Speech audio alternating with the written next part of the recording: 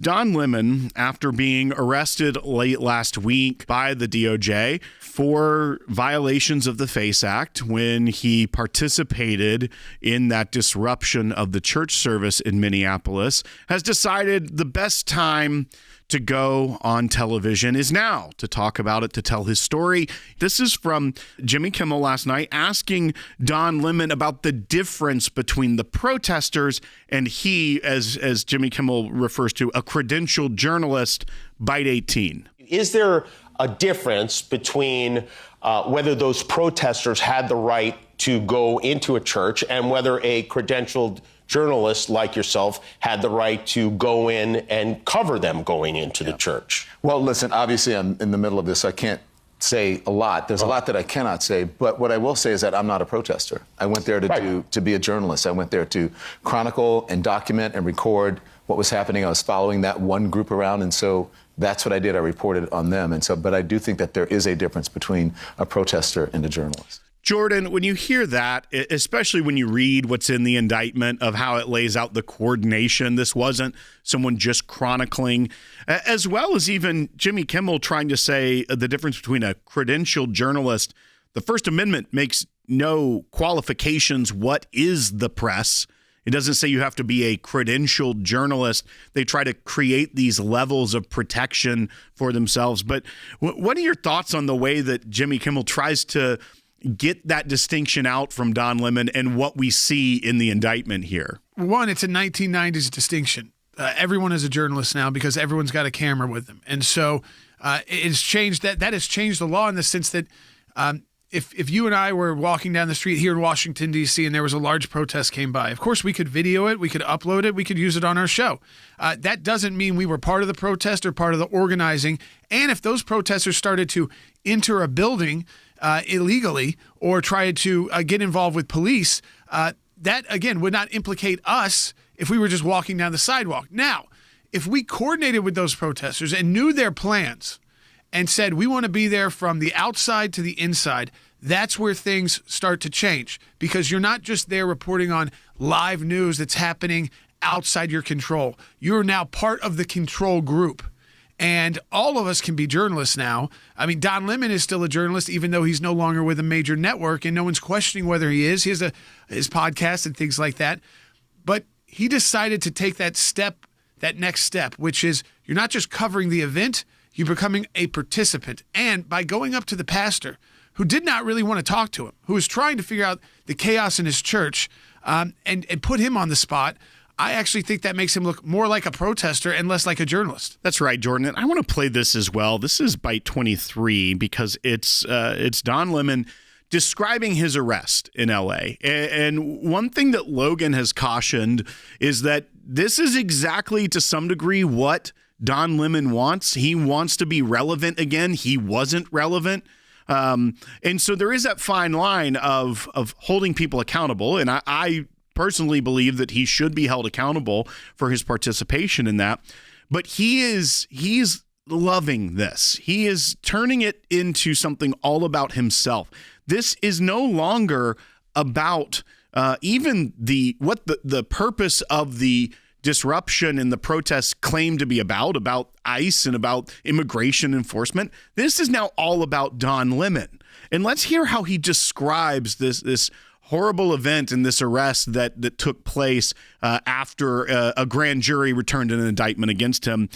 Bite 23. I got back to the hotel. I walked in I had my swag bag from the thing, and I was walking up to the room, and I pressed the elevator button, and all of a sudden I feel myself being jostled, and people trying to grab me and put me in handcuffs, and I said, "What are you doing here?" And they said, "We came to arrest you." And I said, well, "Who are you?" And then finally they identified themselves, and I said, "If you are who you are, then where's the warrant?" And they didn't have a warrant, so they had to wait for someone from outside, an FBI guy, to come in to show me a warrant on a cell phone. And by that time, I was like trying to, figure out what was going on and get my bearings, and they dropped all my stuff. My glasses had fallen on the floor. I'm like, I can't read that. So they had to pick my glasses up, and I read it, and still, what does that mean? And then there was a bunch of guys, and they took me outside. FBI guys were out there. I mean, it had to be maybe a dozen people. which is a waste, Jimmy, of resources, because I had told them weeks before, and maybe once or twice, that we would, I think my attorney tried to contact them once, maybe twice, that I could just go in and it would have to be the folks who were just working there that day, and they wouldn't have to have all these people following me around. Once again, Jordan, making it about himself, the details of which he tells of, I can't read that. I need my glasses back on. It's just the absurdity of trying to tell this story and make it about himself. So I think Logan's caution to us that we've discussed on here before of him becoming the main character, him becoming relevant again, is something that is something we should be concerned about, because elevating him to this status of the martyr for the left is what he's trying to do. But we know one thing from Don Lemon: the more he talks, the bigger hole he digs for himself. He did that at CNN. He got fired. And so if he starts doing that again because he's got this attention, while I understand the idea of you don't want necessarily to make someone who's a professional on TV into the martyr instead of the grassroots activist actually on the ground in Minneapolis who are doing these acts every single day, trying to coordinate these illegal acts against law enforcement. I do think that if you were going to pick a high-profile former, mainstream journalist out of CNN, leftist journalist out of CNN, Don Lemon's the best one, because he talks in language that is very, I'd say, probably tough for his lawyers, especially like when he said, well, the purpose of the protest is to traumatize kids.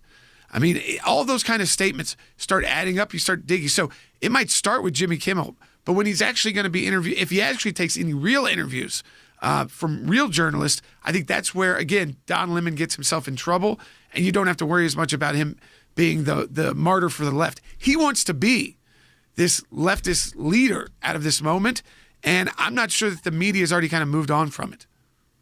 I think that's also very fair. And I also think that you cannot decide to not hold people accountable just because they are going to get 15 minutes more fame out of it. And I think that is the big problem here. Yeah, he wants to be like the reporter martyr. And Will, the truth is, Don Lemon was an activist that day. And there's no bones about that. He went in to the church. He didn't stay outside. And while the pastor was trying to get things under control with security because the police didn't enter either, Don Lemon tried to interview him live and put him on the spot.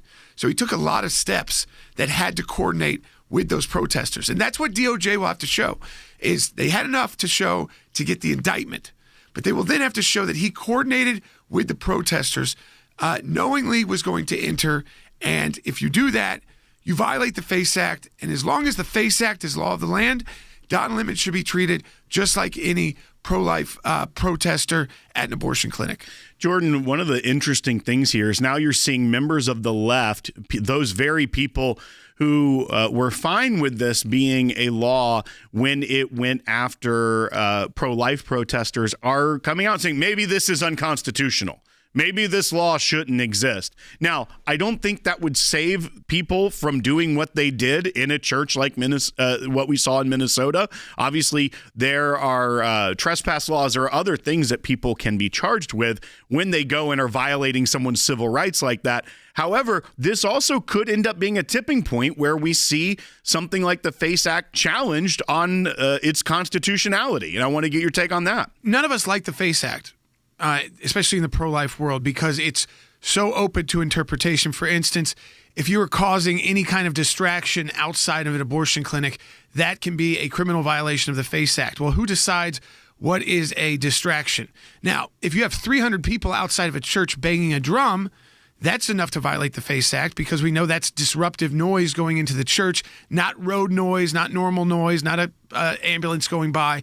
But all in all, if this wakes the left up to the fact that they put a law in the book that restricted free speech, there's still laws that would protect that church. We don't need the FACE Act, but so long as it's there, we should utilize it. But I also wanted to bring up what is in the indictment, because that came out after our broadcast on Friday, where we talked about, we knew that he had been arrested in Los Angeles by the FBI and the Department of Justice. But the way that it is written in the indictment, which was presented to a grand jury and the grand jury returned that indictment, is the fact that it's not just that he was there and recording, but when Don Lemon went into the church, he was taking direction from the organizer, according to the indictment, from the organizer of the protest, the disruption, the riot, whatever you want to label it, of whom he should go interview from the church, whom he should go put on the spot.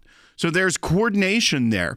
Also, when he's with the pastor in the indictment, it says that Don Lemon, with two of the other protesters, one of them is a co-conspirator, another indicted party, two of these individuals went and kind of boxed the pastor in. So more coordination when he is peppering the pastor with those questions, as well as what we discussed on air, what we were kind of almost looking at it, predicting could be in there, that he got in the pastor's face. When the pastor was trying to leave, he would not let him, and also said, "Don't push me," to the pastor.